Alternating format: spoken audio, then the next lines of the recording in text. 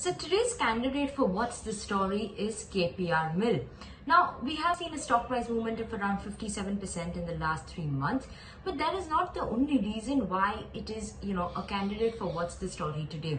Now, if you go to see how the company has transformed from a volatile yarn player to a profitable garment player is something very interesting for KPR Mill, and it has become India's largest vertically integrated company. So a very interesting play here coming for KPR Mills.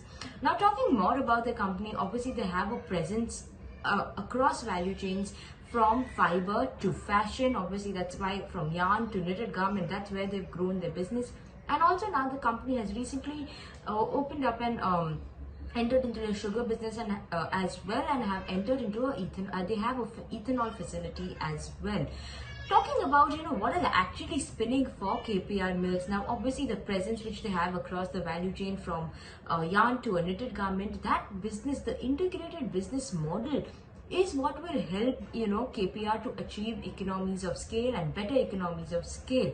Overall, like I mentioned before, they have transformed from a yarn company to a profitable garment player, and their garmenting business contribution also over the last 5 years, if you compare, has increased. So from FY15 it was 23%, now it's become 43% in FY20, the garmenting revenue, and that is one of the profitable businesses for the company. Now, over there, they do have a very strong clientele. H&M, TESCO, Decathlon, these are some of the big names and big clientele that they do have. So obviously that is a very big positive coming in for KPR Mill. Now, if you look at overall, they have also entered into the retail business by launching their own retail brand, which is Paso. They do have different comfort wear, leisure wear, ethnic leisure wear. So they are entering and broadening their space only from a yarning business to garment retail. They're expanding their space over there. Now, obviously, other positives that are there. Obviously, the operating margins of the company are much better than other textile players. It's the best among other textile players. So, a positive coming in over there. While they do have a strong balance sheet also compared to players like Arvind and Gokuldas Exports as well. Now, companies, obviously, textile industry is obviously going to be seeing some shift in base from China to India, where players are preferring over India over China, with this anti-China sentiment which is going around. So that is surely going to be some of the benefits that KPR Mill is obviously going to see from that as well. And we'll also be seeing that the government is also supporting the industry, the textile industry.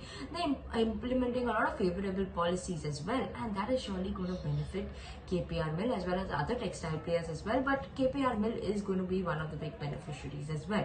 Now, what are the main growth drivers that we're going to be seeing is obviously the vertical integration is going to be driving the company overall, plus the higher share from garmenting business is a positive for the company, and the new ethanol facility, how that is going to pan out, is going to be very interesting and will be a growth driver for the company.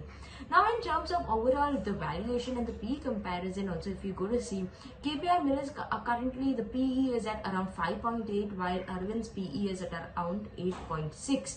This is 1 year forward PE. So that also, keeping in mind, we're going to see how KPR Mill actually does. It's a very interesting story which is coming in, and an interesting play coming in at KPR Mill.